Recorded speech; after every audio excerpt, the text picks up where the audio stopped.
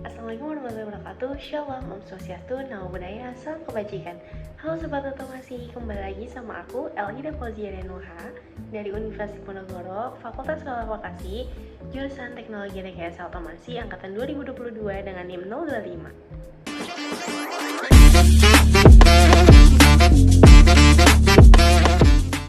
Nah, kali ini aku bakalan bahas tentang feeding system, jadi kalian jangan lupa untuk nyimak ya.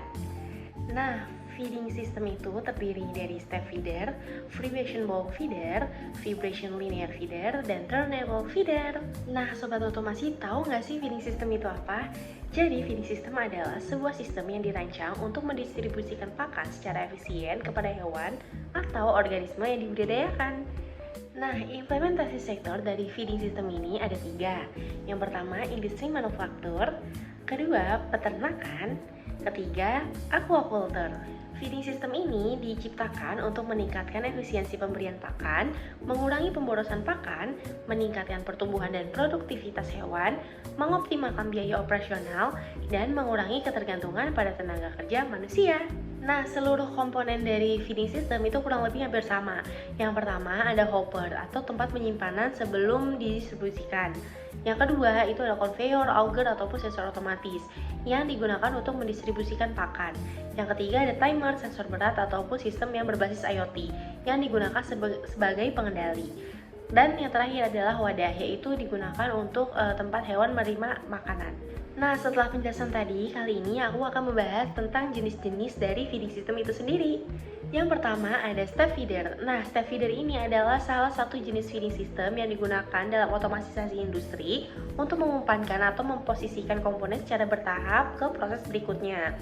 Dan dia ini bekerja dengan mengangkat dan memindahkan komponen secara bertahap menggunakan serangkaian atau langkah yang bergerak menaik turun ataupun maju mundur.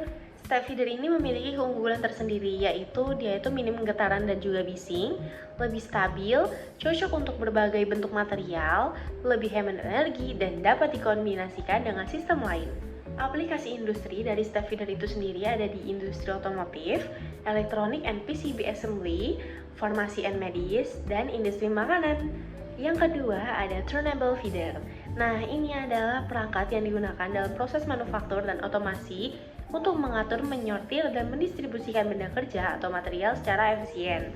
Dan dia ini bekerja dengan menggunakan meja putar yang berfungsi untuk mendistribusikan dan mengatur benda kerja agar sesuai dengan proses produksi.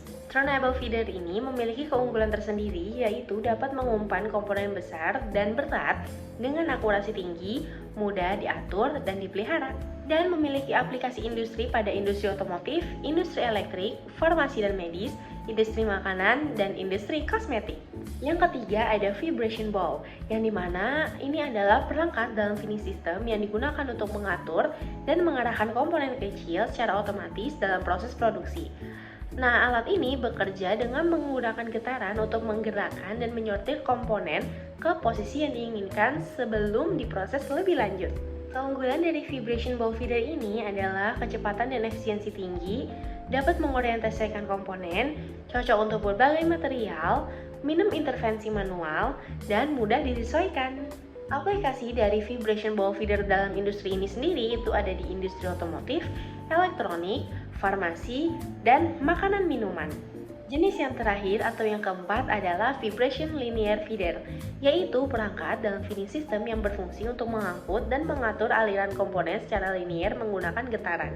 Nah, biasanya ini digunakan setelah vibration ball feeder untuk mentransfer komponen dari ball ke tahap proses berikutnya, seperti perakitan ataupun pengepakan. Keunggulan dari vibration linear feeder ini adalah gerakannya stabil dan juga terkontrol, dapat menghubungkan berbagai sistem, minim perawatan, kecepatan dapat disesuaikan, dan dapat digabung dengan sensor yang lain. Dan aplikasi dalam industri dari vibration linear feeder ini kurang lebih sama dengan vibration ball feeder. Gimana Sobat Otomasi? Kalian udah paham tentang feeding system? Nah, segitu aja dari aku materinya. Semoga ilmunya bermanfaat dan mudah dimengerti. Kurang lebihnya mohon maaf. Wassalamualaikum warahmatullahi wabarakatuh. Bye-bye.